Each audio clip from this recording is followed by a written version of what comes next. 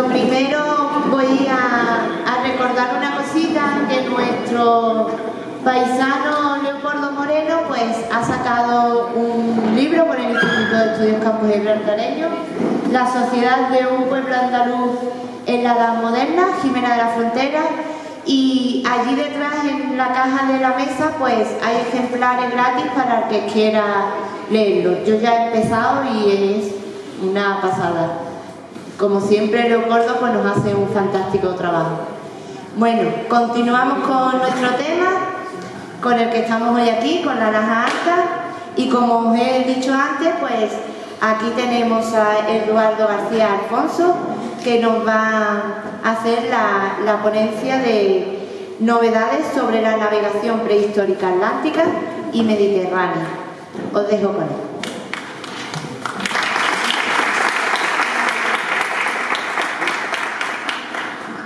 Bueno, muchas gracias. Buenos días. Este trabajo es una continuación del anterior y bueno, pues como es de rigor en este tipo de eventos, pues agradecer siempre a la organización por habernos invitado, por la hospitalidad recibida, tanto de la Asociación TANIT como del Ayuntamiento de Jimena y los distintos partners y socios de este proyecto que participan en el evento. Y bueno, pues sin más preámbulos, paso un poco a contarles lo que les he querido presentar aquí. Como han visto y como ya se ha comentado muchas veces en distintos foros, Laja Alta pues no está aislada. Ya cuando sacamos nuestro artículo aquel en la revista Complutum, el primero de la serie que digamos activó lo que era la polémica sobre la datación de los barcos, pues la conclusión, si ustedes lo leen, tanto el primero como el segundo, la conclusión es que Laja Alta no estaba aislada, lo cual sorprende aún más, pues todo lo que ha habido de negación y de, voy a decir, digamos, polémica, por ser políticamente correcto, sobre la datación de los barcos, considerando que era imposible que embarcaciones con esa complejidad técnica que se ve en las pinturas fueran prehistóricas. Y por eso siempre se buscó un periodo mucho más reciente para pensar que esas embarcaciones no podían ser posibles en ese momento tan antiguo. Entonces, el objetivo de esta breve charla, voy a intentar ser más breve porque tenemos poco tiempo y es lo que tiene que darse para el final, que siempre tiene uno que correr un poco más. Entonces yo, en vez de correr más, lo que voy a hacer es intentar ser más sintético y de esa manera pues ustedes no tengan que ir a la carrera y yo tampoco. Entonces, como les decía, era como una especie de dogmatismo académico pensar de que no podía haber navegación tan antigua con esa complejidad. ¿Se ve? Bueno, lo que está muy claro es que el ser humano navega desde muy, muy antiguo. Es decir, las últimas investigaciones ya lo han constatado y precisamente las huellas de esta constatación de que la navegación humana es bastante antigua, puede remontar a más de 100.000 años de antigüedad, no están ni en Europa, ni en el Mediterráneo, ni en África. Cuando se produjo la dispersión de la especie humana desde su origen en el continente africano y el paso fuera hacia el ámbito euroasiático, siempre ha habido tres grandes puntos de paso, dos con polémica y uno seguro. Con polémica pues tenemos el estrecho de Bab el-Mandeb, que separa Arabia de lo que es actualmente la zona de Eritrea, de Djibouti, Etiopía, Somalia. Otro lo tenemos aquí al lado, el estrecho de Gibraltar. Y luego un paso seguro, que era el paso a través del Sinaí. El paso a través del Sinaí, es decir, la investigación pensaba que se podía, la zona de paso desde África hacia Eurasia sería a través del Sinaí. Quedando el estrecho de Gibraltar y Bab el-Mandeb, pues tanto, digamos, envueltos en esa discusión, si era posible que en épocas tan antiguas se pusieran a atravesar esos brazos de agua que al menos desde que existe la especie humana estaban abiertos, no eran puentes naturales. Pero hay una zona donde esto no ocurre. Es decir, hay una zona donde sí se constatan esas navegaciones y es el sudeste asiático. En el sudeste asiático ahí tienen ustedes lo que es el espacio, digamos, un color un azul más intenso, que es el espacio de tierras emergidas durante el Pleistoceno, es decir, el momento de las grandes glaciaciones, y el nivel del mar estaba aproximadamente unos 120 metros más bajo que la actual. Entonces, todas las islas de Indonesia estaban unidas en ese subcontinente que es la Sunda, y luego Australia y Nueva Guinea estaban también unidas en el continente de Sahul, que es una palabra holandesa que significa banco de arena. Es decir, que eso los navegantes holandeses cuando, digamos, frecuentaron esas aguas de Indonesia. Ahí nunca hubo conexión, es decir, entre Sahul, Australia y Nueva Guinea, nunca hubo conexión con el continente asiático. El paso tuvo que hacerse necesariamente a través del mar. Y hay presencia en Australia de seres humanos y en las distintas islas de la Sonda, que es el nombre que tienen actualmente, como la isla de Flores, ¿no?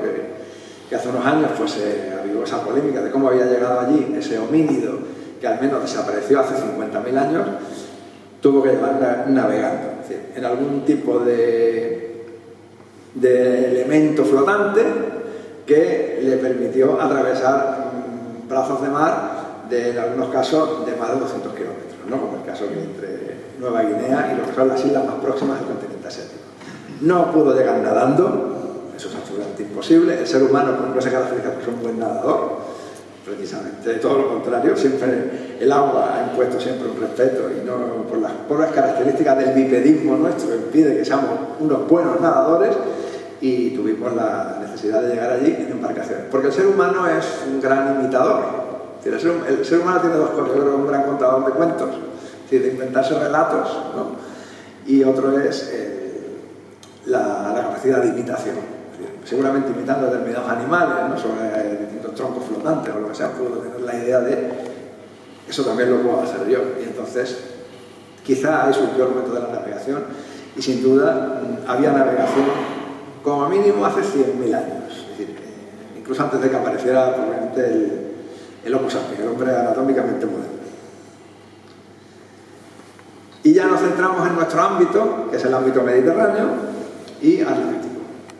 Es decir, en el ámbito del Mediterráneo, pues lo primero es ver dónde se pudo producir esas primeras navegaciones. Y para ello tenemos que recurrir a las islas, ¿no?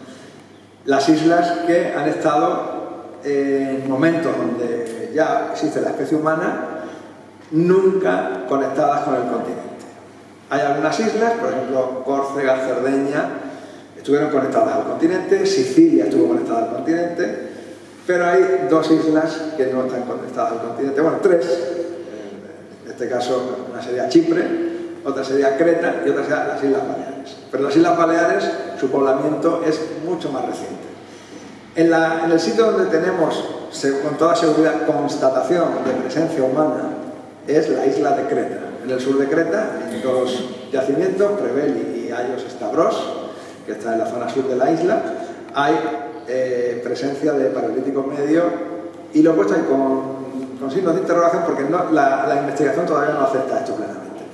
Hace unos años, un estudio de la Universidad de Texas, en esa zona, pues detectó una serie de elementos líticos en esos yacimientos ubicados en la costa sur que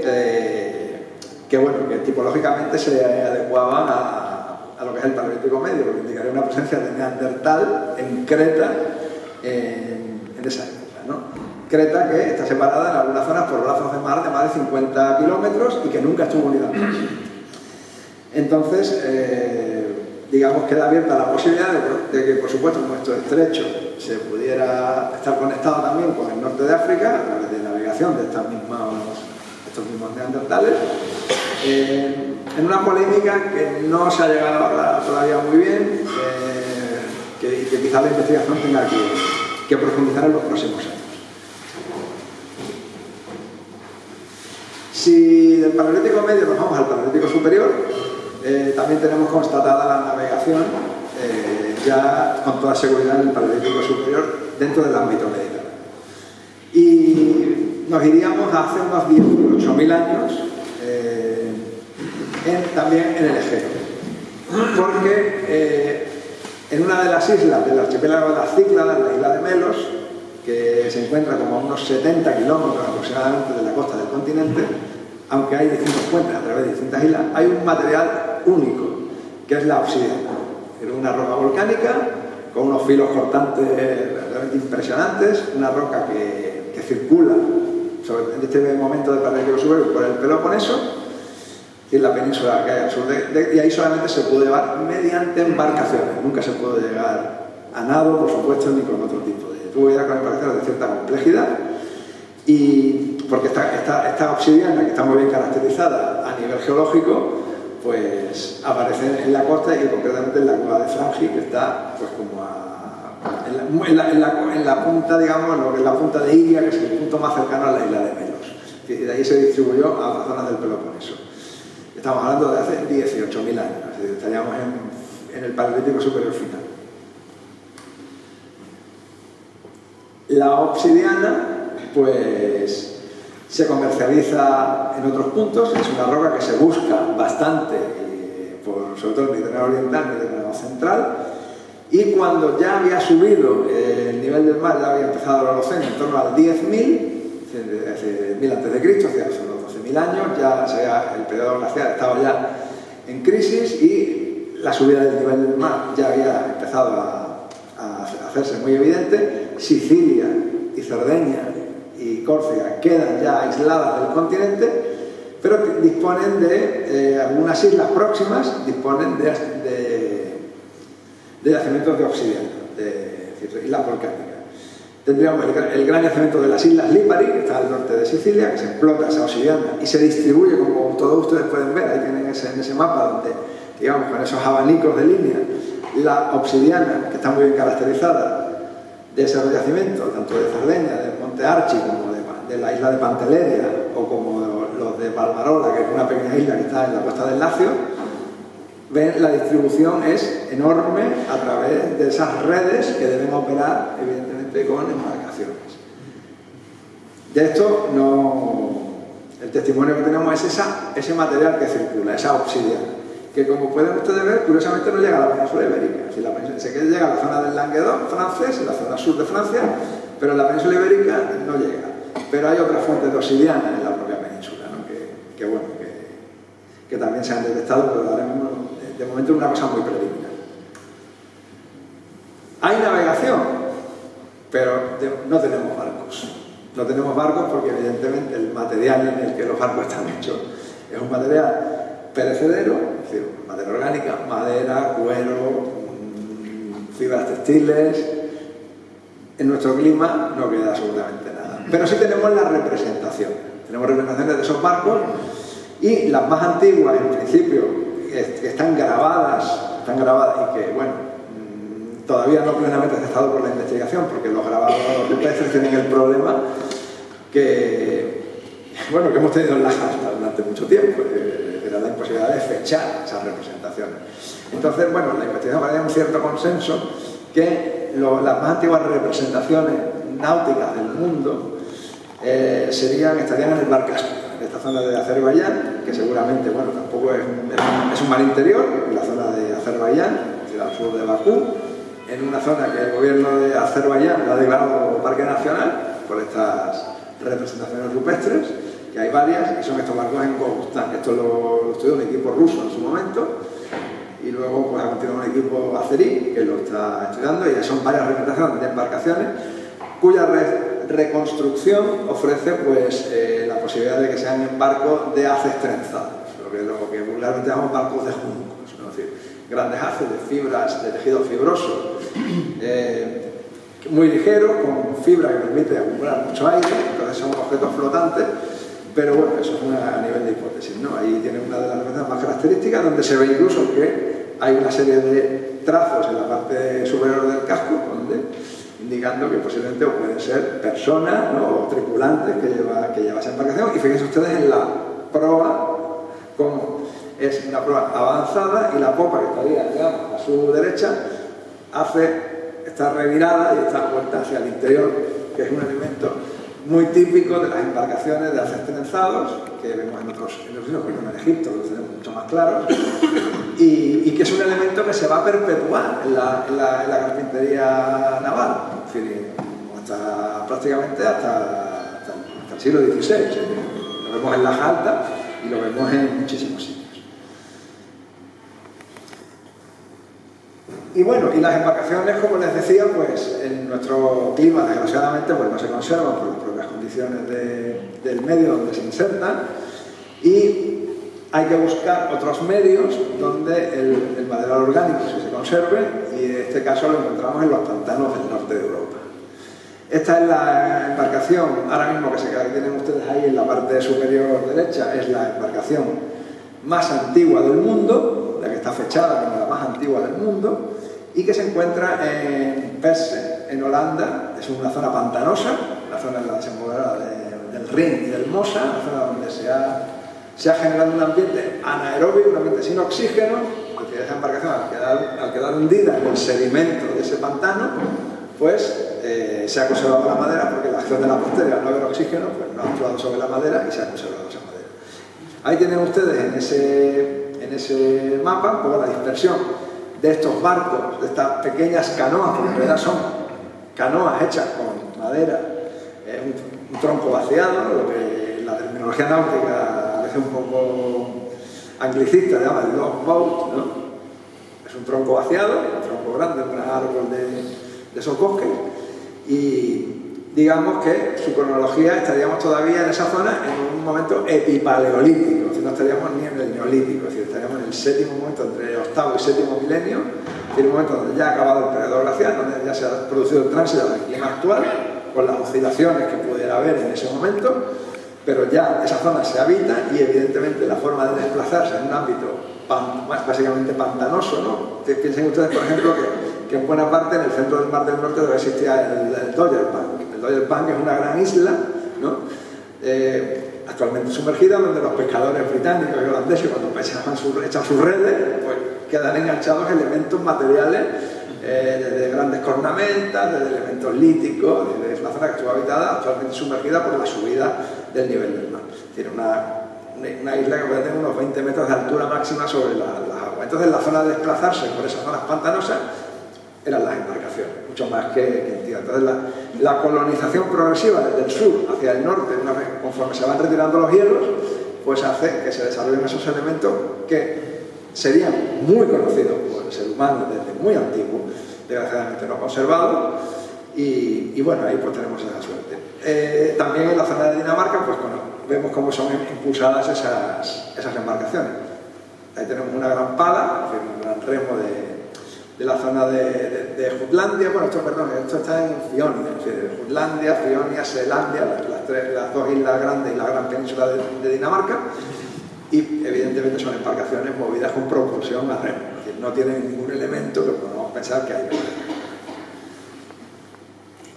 En esta línea, también de embarcaciones, en principio fluviales, tenemos las de la Marmota. Es decir, la Marmota está en el norte de Roma, es decir, en el centro de la península italiana.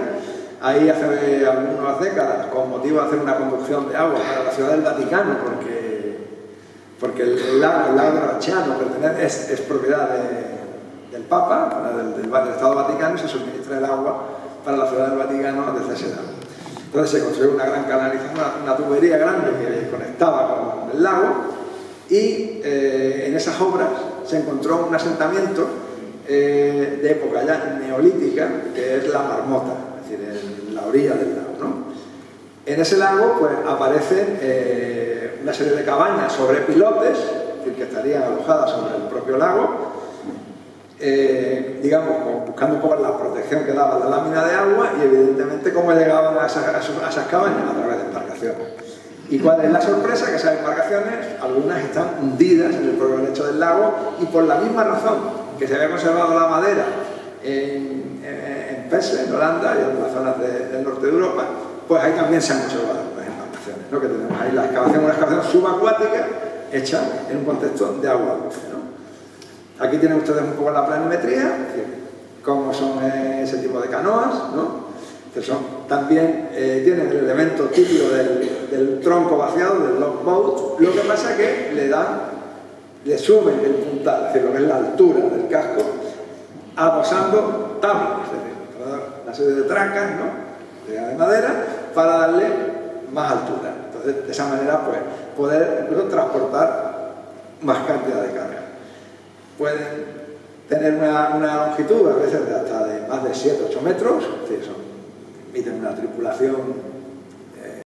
Y fíjense ustedes que su perfil es un fondo muy plano, porque van a navegar por aguas en principio tranquilas, un lago, y tienen un perfil bastante estrecho. La diferencia entre la eslora, ¿no?, de la embarcación y la manga hay mucha separación, lo cual significa que son embarcaciones bastante rápidas, es decir, que se movían con bastante rapidez.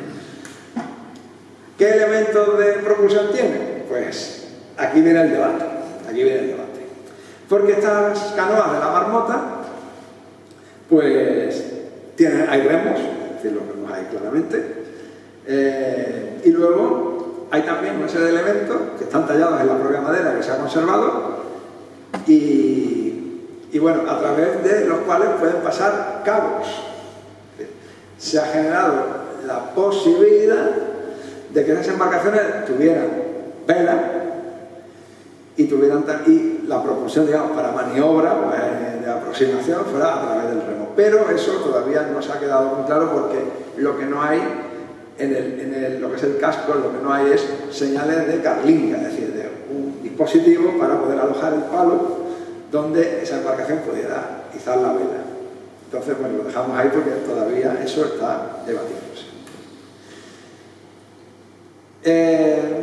Bueno, la marmota, no le he comentado que tenía una fecha ya plenamente de neolítico, es decir, de en torno al sexto milenio en esa zona. Y la polémica sobre la vela nos lleva de nuevo al Mediterráneo Oriental, a Creta. Hemos estado en Creta con esa posibilidad de que en el Paleolítico Medio hubiese ya presencia humana en Creta, que tuvo que llevar mediante embarcaciones. Y en una cueva de la zona oriental de la isla, que es la zona más salvaje y menos visitada por el turismo, pues la cueva de Aspendos, que está en esa zona que les comento, pues aparecen unos grabados. Volvemos a tocar el tema de los grabados. No se pueden fechar, esto por parte de la investigación griega, aunque hubo un equipo francés que estuvo trabajando en la cueva. Se ha considerado que son las representaciones rupestres más antiguas que hay en Grecia,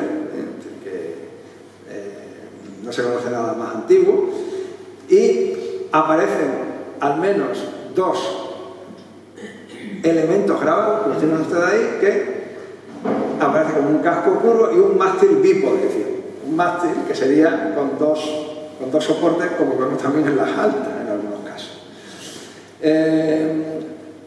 ¿Por qué se han fechado en una época todavía dentro del paleolítico, mesolítico tan antigua? Pues por la presencia en la cueva y en el propio grabado donde aparecen estos, que es una gran losa, ¿no?, donde están grabados estos elementos, que pueden tener cronologías dispares. Es decir, que la cronología no tiene por qué ser la misma, la de estos animales y la de los barcos, que es una especie distinta, una especie que es lo que se llama el Candiacerbus, es decir, es una especie de ciervo enano, muy típico, un endemismo típico de las islas, ¿no? Es decir, que cuando una especie, por lo que sea, queda aislada dentro de un contexto insular, poco a poco va reduciéndose su tamaño, en el caso de algunas islas, y donde se va agigantando.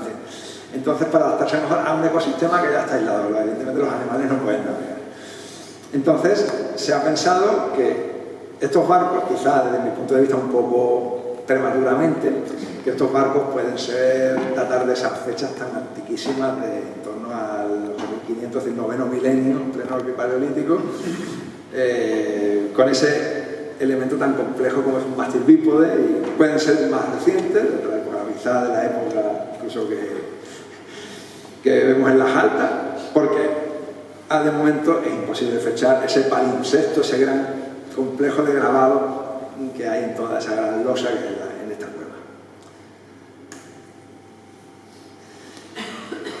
Y ahora pues pasaríamos ya al momento en que tenemos ya con seguridad, tenemos ya presencia de velas. Y no nos vamos a ir mucho más atrás, es decir, nos iríamos ya a momentos del sexto milenio, es decir, ya en pleno neolítico, es decir, en torno a 5.800, 5.300 más o menos, en donde, pues, en una zona actualmente, pues, desgraciadamente golpeada por los conflictos armados, ¿no? Estamos viviendo estos días, y que es la zona del Golfo Pérsico, concretamente en la Baja Mesopotamia. En esa zona también un ambiente de pantanos, un ambiente, digamos, de marismas, pues encontramos las primeras representaciones de barcos a vela. En el primer sitio, bueno, que hemos comentado atrás, en lo que se llama el yacimiento H3, que está en Kuwait, al lado de la ciudad de Kuwait, pues aparecen en un lugar que está a pleno ámbito costero representaciones en ese fragmento de cerámica que parece que es como una especie de ficha de juego, es un lugar también de pleno neolítico de esa zona. Aparece un barco pintado en esa cerámica, donde aparece un mástil bípode. Clarísimamente se ve un mástil bípode con una embarcación, pero además también hay maquetas de barcos. Esta en concreto no tienen vela, y en ese mismo poblado quedan restos de betún muy frecuente en esa zona, los yacimientos petrolíferos, y que el betún muchas veces forma grandes charcas en esa zona y se extraía incluso para la construcción, para cualquier tipo para intercambiarlo con otros productos. Era un producto muy apreciado por sus virtudes de elementos de conservación, y aparece ese betún impregnado con la impronta de juncos, es decir, de plantas leñosas, de tejido leñoso, que se ha utilizado para hacer esas embarcaciones, para impermeabilizar esas embarcaciones. Incluso en algunos sitios, pues ese betún ha sido colonizado por distintas especies de caracoles marinos del Golfo Pérsico, indicando que ahí ya, pues, bueno, la navegación está muy, muy desarrollada. Un poco más tarde, en Eridu, que está al norte de Kuwait, ya dentro del territorio actualmente iraquí, pues nos aparece dentro del templo de Eridu, el gran Zigurat, ¿no? Es el inicio de los grandes templos mesopotámicos de la zona sur, del Sumer. Nos aparece esta maqueta, donde aparece un elemento claramente de carlinga, es decir, el elemento donde se inserta un mástil que es móvil, que se puede quitar, se puede abatir, se iza en el momento que hace falta y cuando no se puede abatir. Eso es una representación ya, digamos, que eso ya es de cuestión del arqueólogo, ¿no? De Lionel Casson, que es el gran especialista en la navegación prehistórica, ya muy mayor. Digamos, hizo esa recreación de ese barco, de cómo sería ese barco, con ese mástil, además, luego con una especie de bao, elemento, digamos, para sentarse dentro del tripulante. Y a mí esta representación me gusta mucho porque tiene una serie de elementos que vemos en las altas. Por ejemplo, el mástil aprobado. Es decir, el mástil, una embarcación de mástil único, si el palo está ligeramente aprobado, mucho más, es decir, más hacia proa que en mitad justo de la embarcación, permite una aproximación más eficaz del viento. ¿Qué función tiene esta pieza? Pues, según Casson, un motivo votivo, es decir, depositada en un santuario como ofrenda, en una pieza muy grande, de tamaño de unos 20 centímetros de tamaño. Hay otros especialistas, siempre reticentes a aceptar el tema de la vela tan antiguo, y que dicen que este objeto es una pieza para hilar. Eso tendrán que ver los especialistas en textil. En este caso, la hija del profesor Antonio Morgado está trabajando en el tema de los textiles antiguos, y bueno, dicen que es un objeto para hilar. Ahí se lo dejo. Yo soy más parte de que esto es una embarcación votiva, y que evidentemente ese espacio, esa carlinga, la única explicación que tiene es que es para insertar el palo. Llegamos a Egipto en este viaje por el Mediterráneo, y en Egipto pues encontramos ya en el cuarto milenio, en un momento antes de las dinastías históricas, del Reino Antiguo, pues encontramos una serie de representaciones de barcos, en principio en petroglifos, grabados en las paredes de los acantilados que bordean el Valle del Nilo, pero especialmente en la zona del desierto oriental, el desierto que separa el Valle del Nilo del Mar Rojo. ¿Por qué? Porque es la zona básicamente de comercio. Al oeste del Nilo no hay petroglifos. Hay petroglifos de otro tipo, no de barcos. ¿Por qué? Porque ahí lo que se abre es la inmensidad del cielo. Por ahí no se va a ninguna parte. Es decir, lo interesante es ir hacia el mar. Y entonces en esos acantilados pues se graban barcos de una variedad impresionante desde momentos del cuarto milenio, es decir, estaríamos más o menos en el momento en que las pinturas de la Jata nos dan la primera fecha que tenemos de carbono 14, de datación de pigmentos. Y como ven, la variedad es enorme. Fíjense ustedes en barcos con vela, barcos sin vela, y fíjense ustedes los detalles de los que tienen vela, por ejemplo, que tienen arriba en el centro. Fíjense ustedes como el mástil también aparece hacia un lado, es decir, más desviado, fuera del eje central de la embarcación. Sí, también aprobado.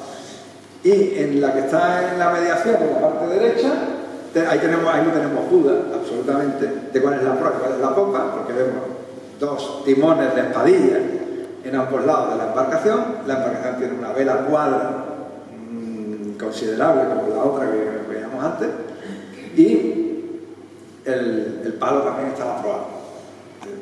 Está claro que el desarrollo de la tecnología de la vela había llevado a confirmarles que si el mástil se aprobaba era mucho más eficiente a la hora de aprovechar el viento.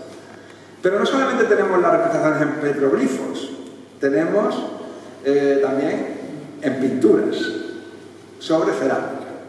Pinturas cerámicas que evidentemente tienen un contexto arqueológico mucho más definido y se puede precisar mucho más la fecha. Cosa que con los petroglifos pues, tenemos el problema de que no podemos fecharlos con una precisión más allá de lo propiamente estilístico y iconográfico. Pues en estas pinturas, en estas cerámicas, tenemos, que están fechadas ya a lo largo del cuarto milenio, tenemos muchas representaciones de barcos a vela.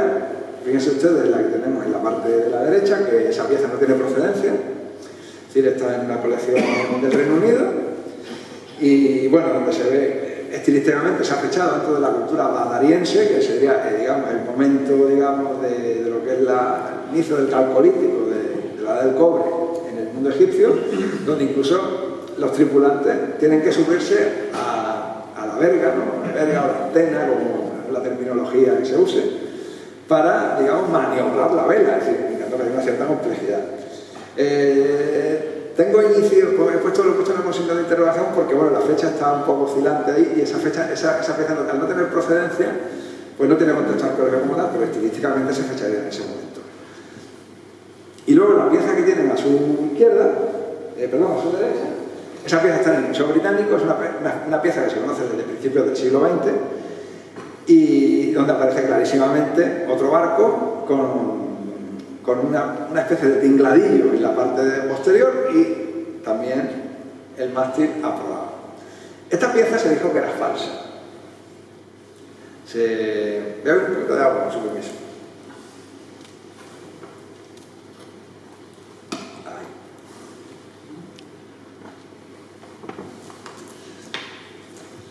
Disculpen, se dijo que era falsa. Porque tampoco tenía un contexto arqueológico, se conocía su procedencia. Es la calzada de Nancada, cerca de Luxor, lo que David conoce bien. No, si es que un poquillo que los catálogos duran 2 meses. Una cosa tremenda. Y entonces, bueno, pues esta pieza se dijo que era falsa. Está actualmente en el Museo Británico, pero la arqueología siempre tiene la última palabra. En los años 60 aparece se dijo y se dice que es falsa. En los años 60 nos aparece este incensiario en la zona de Nubia, al sur, ¿no? Al sur de Asuán, donde en una necrópolis, con un contexto arqueológico perfectamente controlado, una tumba, un hallazgo cerrado, nos aparece exactamente la misma representación de un barco como veíamos en el vaso de Nakada. Fíjense ustedes, hay un barco de este tipo, con vela, y luego otro barco sin vela. Evidentemente, la persona que supuestamente falsificó el vaso de Nakada no podía tener el don de la profecía y ver que eso iba a salir 60 años después en una escala arqueológica, con lo cual queda pasante de tiempo.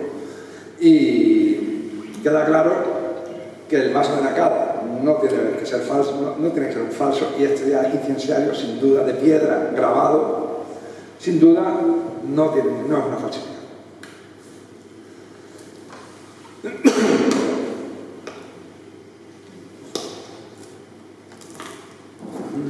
Bueno, ¿qué vemos en estas embarcaciones egipcias? Hemos visto que hasta ahora tenemos el mástil único, no tenemos un mástil bípode. Pero en un momento algo más avanzado ya, en la época de las dinastías históricas, bueno, en el periodo durante el Reino Antiguo, aparecen barcos con mástil ya bípode.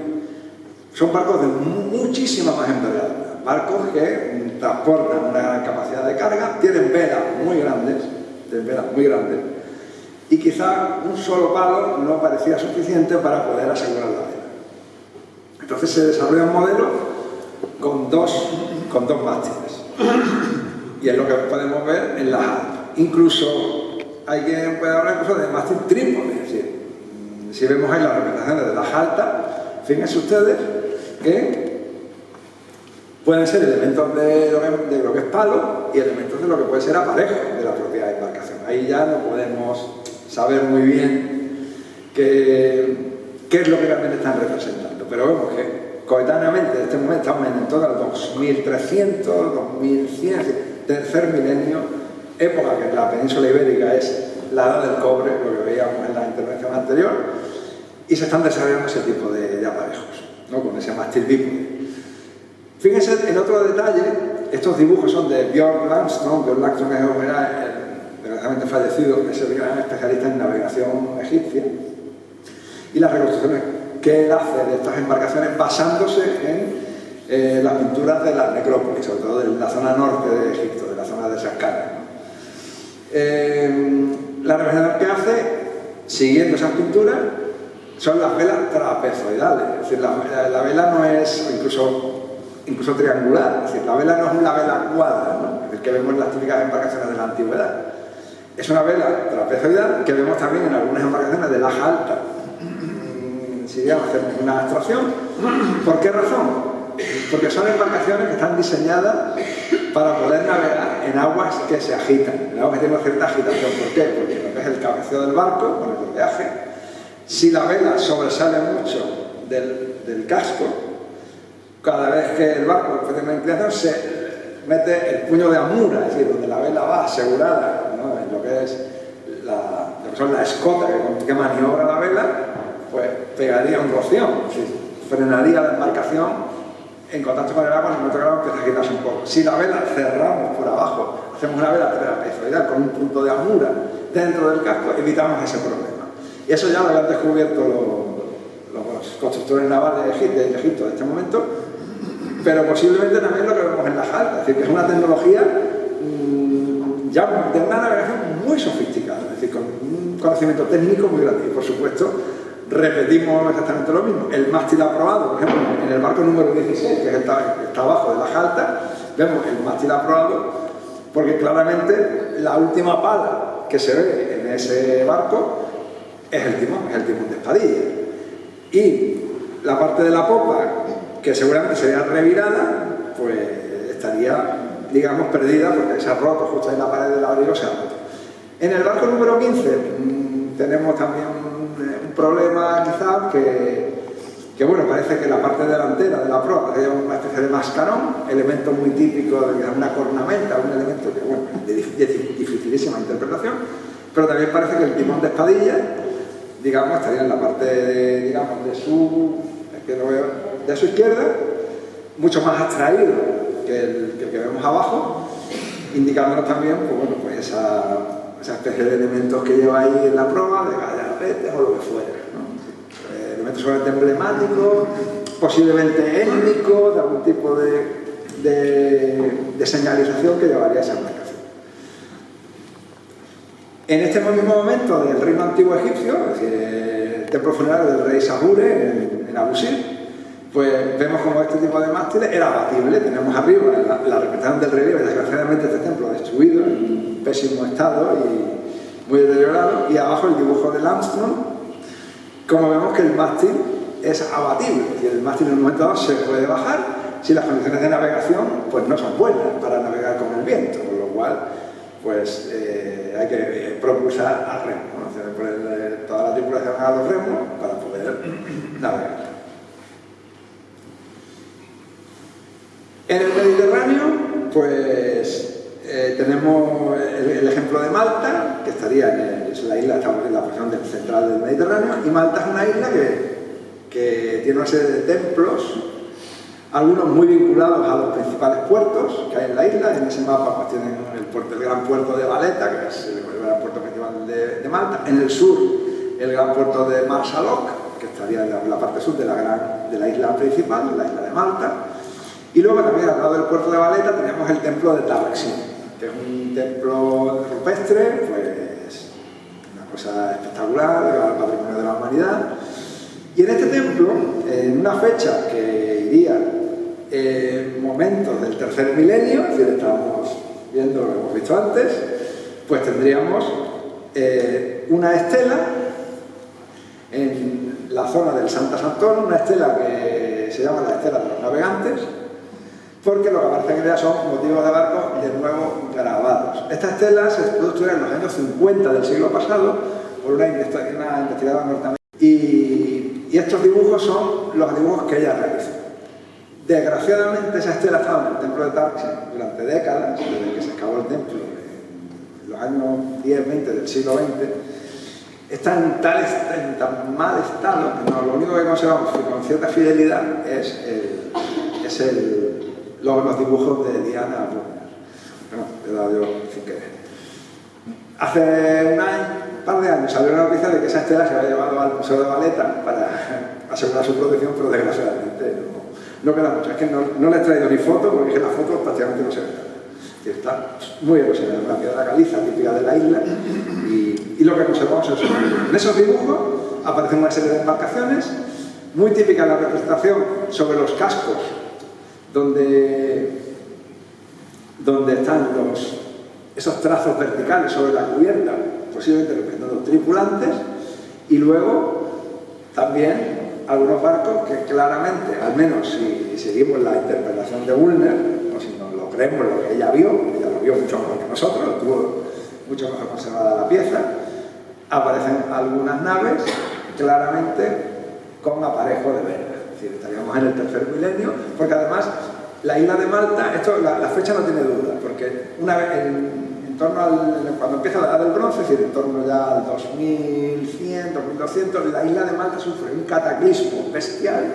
La isla prácticamente se despuebla, no sabemos qué pasó, es un caso típico de colapso de un ambiente insular, que es una cosa muy interesante en el mundo de la arqueología. Los templos se abandonan, disminuye muchísimo la población, y cuando viene otra gente que viene desde Sicilia, trae una cultura madera totalmente distinta. Los templos están abandonados completamente y su modo de vida no tiene nada que ver con aquello. Y en los templos, en algunos templos hay zonas donde se hacen enterramientos, pero poco, no se utilizan como lugares de culto. Es decir, es ese cambio, ¿no?, que también habló antes David y Antonio sobre la edad del bronce. La edad del bronce ya es otro mundo, no tiene nada que ver. Por tanto, la fecha de estos templos y la fecha de estas navegaciones y de estos barcos que hay en Tarxien no ofrece. A partir de ese momento, pues ya digamos que la navegación en lo que es el tercer milenio en el Mediterráneo a vela está muy extendida, pero también continúa habiendo navegación con propulsión a remo, no solamente a vela, e incluso con grandes canoas, ¿no? Sobre todo en lo que son las Islas Cícladas. En las Islas Cícladas, concretamente en la isla de Siros, han aparecido una serie de piezas como esta, que digamos en la terminología arqueológica se llaman sartenes cicládicas, como hacen una sartén, donde aparecen grabados en un contexto de mar, clarísimamente con esas ondas, todo ese reflejo de la agitación de las aguas, aparecen estos elementos que se han identificado como grandes canoas de propulsión a remo, que bueno, aparecen en las tumbas, indicando muy claramente la vocación náutica de estas gentes que viven muy próximos al mar y viven en un ambiente insular. Además, en En esas canoas también se han recuperado las maquetas, es decir, maquetas de esas canoas, en esas tumbas de la isla de Siros. Claramente la tenemos ahí, la tenemos en maquetas, y hace como en el 2010 una gran exposición en el Museo de Hannover, en Alemania, sobre el tema de la navegación en el mar Egeo. Se llamaba las Islas del Viento, un catálogo magnífico. Y de ahí he tomado esta imagen de esta reconstrucción. Bueno, pues estos señores se dedicaron a hacer reconstrucciones de cómo podían ser esas grandes canoas cicládicas.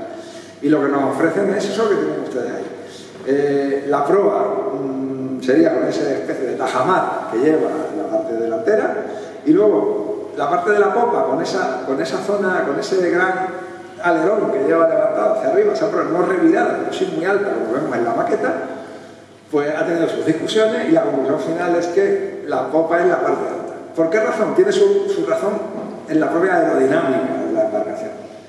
Es decir, navegar en el Egeo, aunque parezca mentira, es muy complicado. Es un mar donde hace muchísimo viento, es decir, el viento es constante, el viento es muy cambiante, es un viento racheado que cambia la componente cada 10 minutos. Y el problema que tienen los navegantes es básicamente el viento y todo ese laberinto de islas, ¿no? que precisamente es la que genera todo ese viento, ¿no?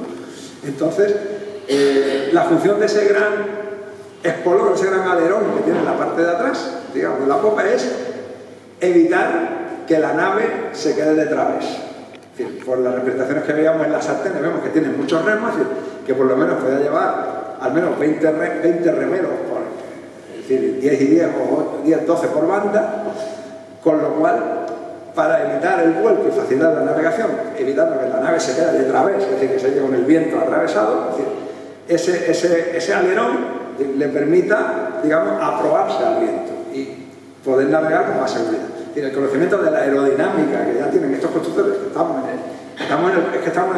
ya en el cuarto, tercer milenio, es realmente impresionante.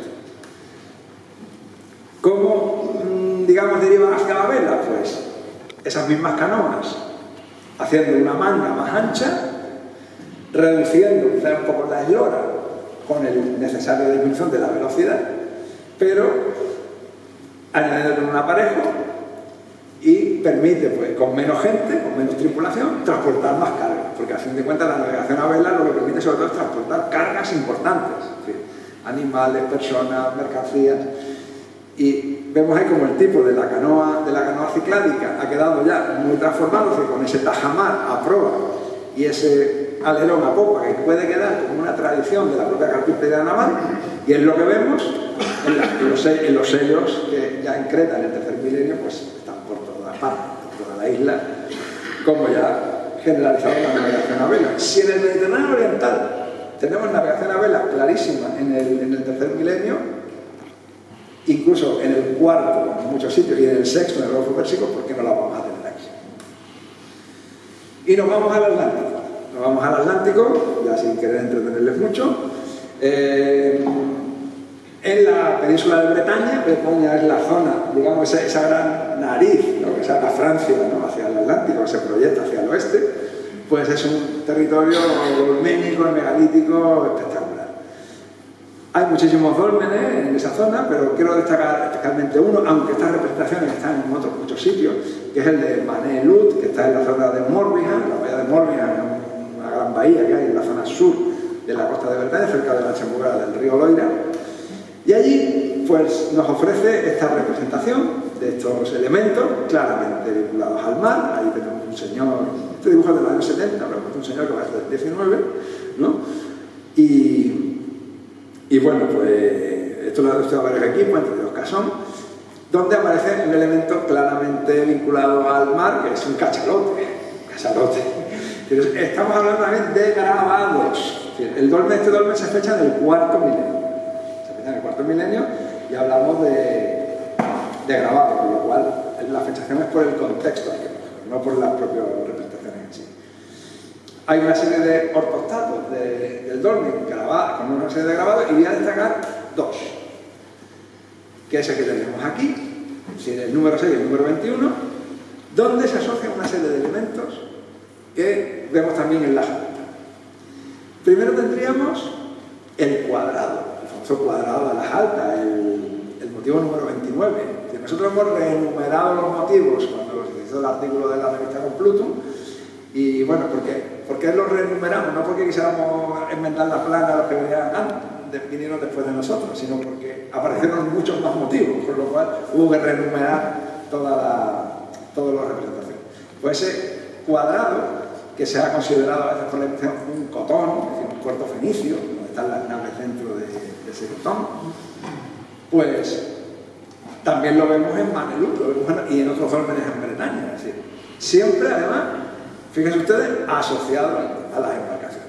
Es decir, en el ortostato número 6 aparece asociado a las embarcaciones. Incluso arriba tenemos un cotón, arriba ese cuadrado, donde, como vemos en las altas, parece que pueden ser representantes navales también, que están dentro, como vemos en las altas, lo tenemos mucho más claro, es que dentro de ese cuadrado hay una embarcación. Es decir, eso, como podemos ver quizás en el número 6 de Manelut. Esa bandera que se ve ahí, que me parece que es una bandera que es como, digamos, que está en la esquina de ese supuesto botón fenicio, que evidentemente no tiene nada que ver, en realidad, en el estudio que se hizo de imagen, con la aplicación informática para hacer el nuevo cálculo de las altas, en realidad no pertenece a ese cuadrado, pertenece al barco número 28. Y ahora lo veremos más detalle. Y luego, junto a los cuadrados, aparece otro elemento en Manelut y en otros dólmenes, que es el hacha. Ven ustedes ahí un hacha mangada, ¿no?, junto a otro cuadrado que quizás se ve menos. Es decir, asocian tres elementos: cuadrado, embarcaciones próximas alrededor, sobre todo alrededor de, quizá dentro, como vemos en las altas, es decir, las embarcaciones vemos que están aproximándose o están llegando a ese espacio, aparte de muchísimas otras cosas, desde el mástil aprobado, la distinción entre proa y popa, el elemento circular, por ejemplo, que hay arriba, que se ha pretendido interpretar como una cofa.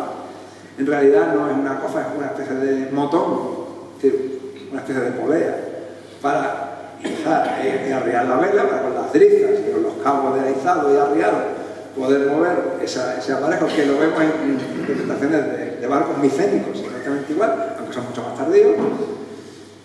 Y eso lo vemos también en la zona atlántica. Es decir, y luego la posibilidad de que alguno de los barcos de Manelut pudiera tener vela, pero eso ya es más discutible. Es más discutible porque, bueno, parece que hay uno, por ejemplo, en la estela número 21, donde aparece ahí un trazo vertical aislado, un tripulante, es decir, ese cruciforme que se ve ahí puede ser una representación antropomorfa. Esos bastones, de bastones, pueden ser una discriminación de las hachas, que puede ser un elemento étnico de esa comunidad, que se reconoce dentro de ese dolmen, pero vemos que son elementos recurrentes, es decir, que la alta no es una cosa aislada, que ha aterrizado ahí, es decir, que muchos kilómetros, casi más de 1000 kilómetros de distancia, es un único. Pero vemos que no es una cosa aislada, que no es una cosa rara. No, eso es una cosa rara. Entonces, como es una cosa rara, no nos ocupamos de eso. Vamos a lo cómodo. Lo cómodo es ocuparse de lo que conocemos, no de lo que desconocemos, como antes comentaba Antonio. Entonces, la Jalta no está aislada, no es un ovni que ha aterrizado aquí en Jimena. No. Está insertado en un contexto histórico a nivel global, de la navegación atlántica y mediterránea. Pero además, en los últimos tiempos, como ya, digamos, la investigación va generando nuevas novedades, ¿no?, y nosotros también estamos siempre buscando, pues tenemos otra representación de otro barco relativamente cerca de aquí, también en Andalucía, y es en Almería, concretamente en la cueva en lo que es un sitio que se llama Majada de la Placa, que yo no lo definiría ni como un abrigo ni como una cueva, lo van a ver ustedes lo que es, ¿no?, que también tiene un punto de vista simbólico. Y lo hemos publicado recientemente en una edición, hicimos una autorización y bueno, recientemente lo hemos publicado en la revista Antiquitas, la revista que edita el Museo Municipal de Priego de Córdoba, nuestro amigo Rafa, que siempre está dispuesto a acogernos con cariño. Y bueno, está ubicado en la Sierra de los Filabres, es decir, en la zona de la provincia de Almería, muy cerca del límite con Granada, es decir, en la zona de Guadix. Y es una zona que tiene una particular, es la zona de paso entre las altiplanicies interiores de Andalucía, hacia el Alto Guadalquivir, y el gran Golfo de Almería, que sería el primer gran abrigo, el primer gran entrante, donde cualquier navegación que venga desde la fachada levantina de la península tiene que doblar Cabo de Gata y entrar en ese gran golfo, que sería el primer sitio acogedor de buen fondeadero que se encontraría. Pues en el paso natural, como a unos 60 kilómetros de la costa, se encontraría Bajada de las Vacas, y esto es Bajada de las Vacas. Es un peñón en torno a 1300 metros de altitud, en mitad de la Sierra de los Filabres, una zona pues, muy despoblada, muy hostil a la presencia humana. También ese aislamiento recuerda mucho a lo de las Altas, es decir, la ubicación fuera del entorno de este valle de los Gargantas, mucho más acogedor que la zona de la montaña. Y allí vemos en este gran peñón, que aparece como un elemento claramente, digamos, destacado dentro del paisaje. Ese muro que hay ahí, no le hagan mucho caso porque parece que es un muro para el ganado, ¿no? Y nos encontramos en Bajada de las Vacas, nos encontramos esto. Y hemos aplicado la misma metodología que aplicamos en las Altas. Simplemente no se nos ha permitido hacer extracciones de pigmento porque no era el objetivo, porque además no veíamos que no había pigmento negro, no se pidió a la delegación, por tanto, bueno, no se nos autorizó. Entonces, bueno, tampoco era necesario porque, bueno, queríamos ver un poco lo que era el contexto y entonces hemos aplicado, pues, ¿qué hay ahí? Pues los típicos antropomorfos, que vemos también en las Altas, algunos más parecidos, pero más diferentes. Otro ídolo, que es el número 6, que es como un ídolo placa, como el que comentaba antes Antonio, que como si tenemos un ídolo placa aquí, tendríamos en las Altas, tendríamos el ídolo placa más meridional de la península, digamos que sea un fragmento muy pequeño, que tenemos esa representación con esa especie de cruciforme, con esa serie de elementos, que está en la publicación en mucho más detalle, si a ustedes les interesa, que está colgado en internet, también en la revista Antigua y también lo cuelga todo. Y en el número 10 tenemos un barco que esto se conoció desde hace tiempo, esto se publicó en su día, en la tesis doctoral de Julián Martínez, lo publicó, pero al considerar el barco como romano, pues no se ocupó. Y comparando con las Altas, pues tendríamos, este sería el barco, la primera imagen sería la luz natural, es decir, un poco lo que se ve, subiendo un poco el tono de rojo, y luego ya con las imágenes con la luz polarizada a través del ordenador, pues vemos los elementos que tiene el barco.